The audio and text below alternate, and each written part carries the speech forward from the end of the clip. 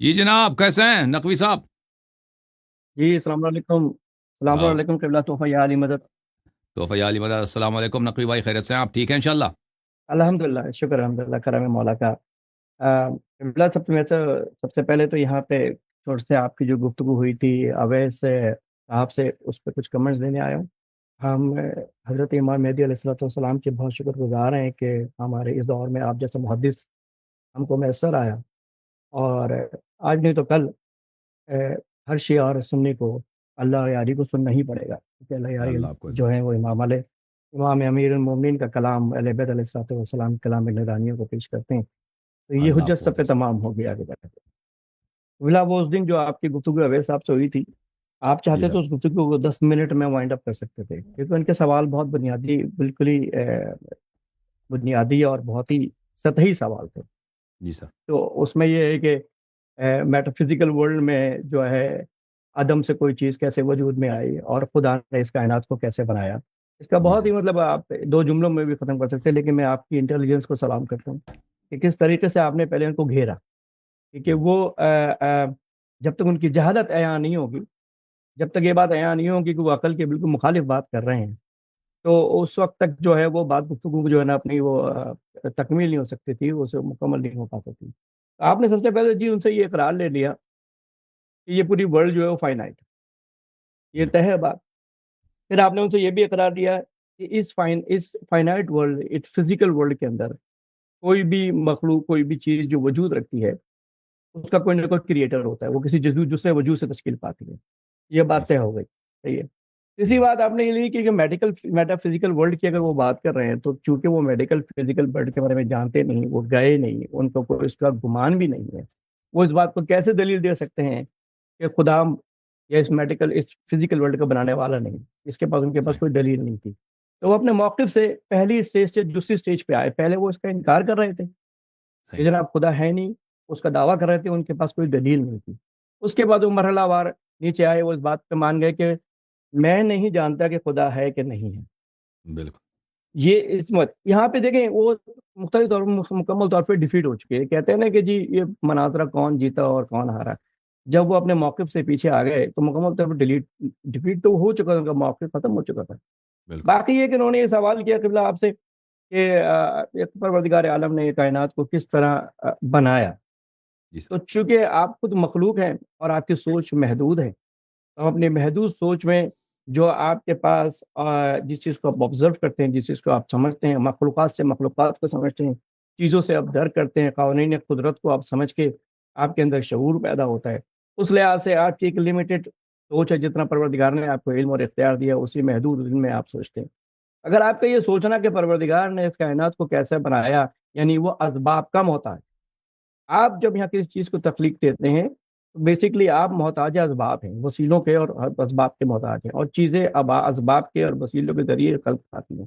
لیکن اگر یہ تصور ہم خدا کے نہیں اگر لے جائیں کہ یہ اسباب کے ذریعے خدا نے پیدا کیا، تو خود پروردگار عالم اسباب میں محتاج ہو جائے گا۔ اگر وہ سبب موجودات اسباب میں محتاج ہو جائے گا تو وہ خدا نہیں رہے گا، وہ اللہ نہیں رہے گا ڈیفینیشن کے اندر۔ صحیح تو آپ یہ چاہتے ہیں کہ پروردگار عالم یعنی خدا، اس کائنات کا بنانے والا، آپ کو مخلوق میں بھی ملے اور مخلوق کی صفات بھی رکھے۔ اگر مخلوق کی صفات رکھے گا تو وہ خالق نہیں ہوگا، تو یہ اس کے مطلب وہ مکمل طور پہ اس چیز سے ڈیفیٹ ہو سکتے ہیں۔ میں اس پہ آپ کو بہت بہت مبارکباد دیتا ہوں۔ لیکن تھینک یو قبلہ صاحب۔ میرا ایک سوال یہ ہے کہ جی یہ چونکہ آپ ہماری عقل جو ہے وہ محدود ہے، اور عقل ہماری کامل نہیں ہے، اور اس کے اندر بھی آئی ڈونٹ نو ایوولوشن ہے یا نہیں، کہ ہم اس کو بتدریج ہماری عقل بڑھتی ہے چیزوں کو سمجھتے ہیں، تو ہماری عقل محدود ہے۔ ہم عقل سے وجود خدا کی دلیل یعنی اللہ کی ہونے کی دلیل تو مان لیتے ہیں، لیکن اس کی پہچان کیسے کر سکتے ہیں؟ کیا صرف ہماری عقل ہی اس کی پہچان کر سکتی ہے اس کی صفات کی، یا ہمیں کوئی ایسا رہبر یا رہنما چاہیے؟ دیکھیں، اللہ کی جو ذات ہے وہ عقل میں آنے والی چیز نہیں ہے، ٹھیک ہے؟ میں اس کے اہل بیت علیہ اور یہ دیکھیں، ایک چیز کو اس کے اصل وجود اگر ثابت ہے، اور وہ اور وہ اس کے صفات ثابت ہیں، لیکن اس سے آگے اگر وہ پردہ ابہام میں ہے، اس لیے کہ وہ جسم نہیں ہے، جسمانی نہیں ہے، اور وہ آنکھ سے نظر آنے والی چیز نہیں ہے، ٹچ ہونے والی چیز نہیں ہے، وہ ہوا سے خمسہ اس کو درک نہیں، صرف عقل اس کو درک کرتا ہے۔ تو اس سے آگے عقل خود کہتا ہے کہ اس سے آگے میں اس کے پہچان سے عاجز ہوں. عقل خود کہہ دیتا ہے انسان کو کہ میں نے اس کو حد تک تو پہچانا ہے کہ وہ ہے، میرا ایک خالق ہے، میرے وجود کا ایک خالق ہے، اس کون کا، اس ہستی کا ایک خالق ہے، اور وہ علیم ہے، اور وہ قدیر ہے، اور وہ سمیع ہے، اور وہ بصیر ہے، اور وہ حی ہے، اور وہ قدیر ہے. یہ سب عقل اس کا اذعان کرتا ہے، اقرار کرتا ہے، لیکن اس سے آگے عقل دنگ رہ جاتا ہے. عقل خود شہادت دے دیتا ہے کہ اس سے آگے میری سمجھ میں کچھ نہیں آتا. اور اہل بیت علیہم السلام نے بھی یہی فرمایا کہ میں آپ کو احادیث دکھا دوں کہ اہل بیت علیہم السلام نے فرمایا کہ اللہ تعالیٰ کی ذات کے متعلق جتنا فکر کرو گے اتنا ہی تم گمراہ ہو جاؤ گے. یہ کتاب ہے الکافی الشریف، کتاب کافی ہے، میرے محترم ناظرین ملاحظہ کریں، الکافی للکلینی رحمہ اللہ، چاپ مکتبۃ الصدوق. یہاں پر بہت سارے احادیث ہیں. بھلے امام جعفر صادق علیہ السلام نے محمد بن مسلم سے کہا، یا محمد ان الناس لا يزال بهم المنطق حتى يتكلموا في اللہ لوگ اس وقت تک بات کر سکتے ہیں، الفاظ ہیں، جب تک کہ وہ اللہ پہ گفتگو نہ کریں. جب اللہ پہ گفتگو آ جاتی ہے صرف اتنا کہہ دو، لا الہ الا اللہ الواحد الذی لیس کمثلہ شیء. وہ وحدہ لا شریک اللہ ہے جس کا کوئی شریک نہیں ہے اور اس جیسا کوئی نہیں ہے. اتنا ہمیں پتہ ہے، اس سے آگے نہیں ہے. پھر امام جعفر صادق علیہ السلام نے فرمایا، من نظر فی اللہ کیف ہوا ہلک.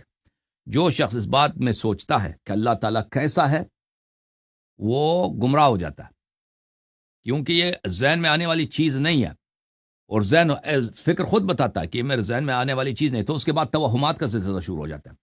آپ غلطی سے توہم کرتے ہیں کہ اللہ اس طرح ہوگا، وہ آپ کے اپنے خیالات ہیں اور آپ کے پاس اس کی کوئی دلیل بھی نہیں ہے، تو انسان گمراہ ہو جاتا ہے. فرمایا امام محمد باقر علیہ السلام نے فرمایا، ایاکم والتفکر فی اللہ ولکن اذا اردتم ان تنظروا الى عظمته فانظروا الى عظیم خلقه. خبردار کوئی وقت اللہ تعالیٰ کے متعلق، اس کے ذات کے متعلق نہ سوچو، لیکن اگر تم چاہتے ہو کہ اللہ کی عظمت کو جان لو تو اس کے عظیم خلقت کو دیکھو. یہ کہکشاں، یہ ہستی، یہ پہاڑ، یہ سمندر، یہ حیوانات، چھوٹے چھوٹے مائکروبز، وائرسز، بیکٹیریا جو اللہ نے خلق کیے ہیں، اس میں کتنی عظمت ہے اور اس میں کتنی حکمت ہے. ان پہ آپ سوچو، اس سے زیادہ آپ آگے نہ بڑھو. تو تھینک یو سر نقوی صاحب، اللہ تعالیٰ آپ کو بہت سلامتی دے، اللہ تعالیٰ آپ کو بہت عزت دے. مزید کوئی سوال ہے آپ کے پاس؟ آپ اگر جی، میرا قبلہ یہ ہے کہ دیکھیں، ان تو کنسن مخفیہ، میں چھپا ہوا خزانہ تھا اور میں نے چاہا کہ میں پہچانا چاہوں. تو وہ کون سی پہچان ہے جس کے لیے ہم کو اس ساری جدوجہد کرنی ہے؟ ان تو اسی حد کنز تک تو اللہ مخفی، نے یہ ہمیں صوفیوں کی حدیث ہے، کوئی شیعہ حدیث نہیں ہے. اچھا، یہ کوئی اہل بیت علیہ السلام کی حدیث نہیں ہے، یہ کوئی اس کا اچھا، کوئی اعتبار نہیں ہے. جی ہاں، اچھا. تو اللہ کی جو قبلہ معرفت، اللہ اللہ کی جو معرفت جی ہے وہ وہی ہے جو قرآن مجید میں اس کے اوصاف ہیں، جو اہل بیت علیہ السلام کے ادعیہ میں، ان کے خطبوں میں جو اس کا بیان ہے، وہ بہت سارے اوصاف ہیں، اسماء حسنی اللہ تعالیٰ کے، اور اللہ تعالیٰ نے کی عظمت ہے، اس کا بہت بیان کیا گیا. وہ سب صحیح ہیں، وہ سب کو جاننا ہے، لیکن اس کا ذات کیسا ہے وہ کسی فرد کے ذہن میں نہیں آ سکتا، کسی شخص کے، حتیٰ رسول اللہ صلی اللہ علیہ وسلم سب اس سے محجوب ہے. وہ کسی کے وہ نہیں آ سکتا، وہ غیب الغیوب ہے. اللہ تعالیٰ اس لحاظ سے کسی کے ذہن میں نہیں آ سکتا. تو جی، ہم جو اچھا، وہ میرے ایک دو جو سوال اور تھے، تصور پھر میں کرتے ہیں وہ اللہ نہیں ہے، بس جو ہم نہیں تصور کریں وہ ہمارا اللہ نہیں ہے. جی، اللہ کے جو ہم بارے میں امیجن تصور کرتے ہیں نہیں نا ہے وہ قبلہ. اللہ نہیں ہے، وہ ہمارے اپنے جی، موہومات ہیں. اللہ کے بارے میں تصور نہیں ہے قبلہ ذات خدا کے بارے میں تو تصور کیا نہیں جا سکتا، ظاہر ہے ہماری عقل جی سے ماورا ہے یہ چیز. ہاں. لیکن جو بھی موجودات ہیں جس سے ہم دلیل توحید ہے، یہ سارے موجودات جس کے ذریعے ہم خدا کی ہم یہ پہچان رکھتے ہیں کہ ہم نہیں ہیں کچھ. ابتدا کہاں سے شروع ہوتی ہے؟ ہماری اپنی نفی سے شروع ہوتی ہے. ہم اپنے وجود کے اندر دیکھنا شروع کرتے ہیں تو پتہ چلتا ہے کہ ہمارا وجود بے شمار دوسرے وجود پہ مشتمل ہوتا ہے، اور ہر وجود جو ہے وہ اپنے اندر کوئی شناخت نہیں رکھتا. پہلے وہ دوسرے وجود صحیح. سے مل کے بنتا ہے، وہ تو خود اسباب کا سبب کا موجودات ہے. اپنی نفی سے بات شروع ہوتی ہے. لیکن جب آپ اسی میں جب آگے بڑھتے ہیں اور مخلوقات خدا دیکھتے ہیں تو خدا کی وہ کون سی عظیم نشانی ہے، وہ کون سی عظیم پہچان ہے جس کے بارے میں کلام الہی نے ہم کو جو ہے نا توجہ دلوائی ہے. اگر آپ اس کے بارے میں تھوڑی ہمیں ہدایت کر سکیں. تو سب اللہ سے تعالیٰ عظیم کی نشانی آیات تو ہر پروردگار طرف ہے نا, عالم کی اللہ پہچان تعالیٰ کی کریں. نشانیاں, اس کی عظمت آیات کی نشانی عظمیٰ ہر آیات چیز ہے. الکبریٰ کیا ہے قبلہ؟ ہاں جی وہ امیر المومنین علیہ السلام نے فرمایا للہ آیت اکبر منی, اللہ تعالیٰ کیا کوئی مجھ سے بڑا نشانی مجھ سے نہیں ہے. کہ اللہ تعالیٰ کو اگر پہچانتے ہیں کیونکہ وہ وجہ اللہ ہے, رسول اللہ صلی اللہ علیہ وسلم وجہ اللہ تھے, امیر سبحان اللہ المومنین علیہ السلام وجہ اللہ. سبحان اللہ. اللہ کے معرفت کا طریق اور صراط المستقیم اہل بیت اطہار علیہ السلام ہے, رسول صلی اللہ علیہ وسلم سے لے کر امام مہدی علیہ السلام تک. اللہ آپ کو وہ سلامتی دے میرے بھائی. تھینک یو سر, اللہ آپ کو جزائے خیر. ایک اور سوال اگر آپ کی اجازت, جی سر بولیں. اجازت ایک اگر اجازت ایک دو سوال جی کی جی اگر اجازت مل جائے جی ایک دو سر. قبلہ قبلہ یہاں تک بات یہاں تک پہنچی, دلیل توحید سے لے کے ہم وجہ اللہ تک پہنچے. تو اس کا مطلب ہے کہ جو اللہ کی عظیم نشانی جو ہے جسے خود اللہ نے آیت کبریٰ کہا ہے, اس کی پہچان ہم پر واجب ہے. اس کی پہچان ہم پر واجب ہے تو اسی کی معرفت کا سفر ہم کو طے کرنا, یہ ہمارا مقصد حیات ہے. ایک چیز. دوسری چیز جو پروردگار عالم کی جو ہم صفات کو سمجھتے ہیں, وہ صفات سارے ریلیٹو ٹرمز ہیں. جیسے پروردگار خالق ہے, خالق کا تعلق مخلوق سے ہے. اگر مخلوق ہی نہیں تو صفت خالقیت ہم کیسے پہچانیں؟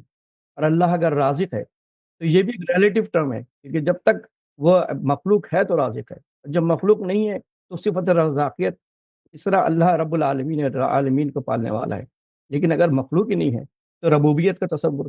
تو کوئی ایسی صفت جو ریلیٹو نہ ہو, ایبسولوٹ ٹرم ہو, جو صفات فعل ہے نا, حدیث میں اس کو صفات فعل کہا گیا, جو اللہ تعالیٰ کے افعال ہیں. اللہ نے خلق کیا ہے تو کوئی مخلوق ہے. خلق کرنے سے پہلے اللہ تعالیٰ خلق نہیں کرتا تھا, اس سے پہلے نہیں تھا, ٹھیک ہے نا. جب خلق کیا ہے تو پھر رزق دیا ہے, تو پھر اللہ تعالیٰ اب رازقیت کے فعل سے وہ متصف ہے.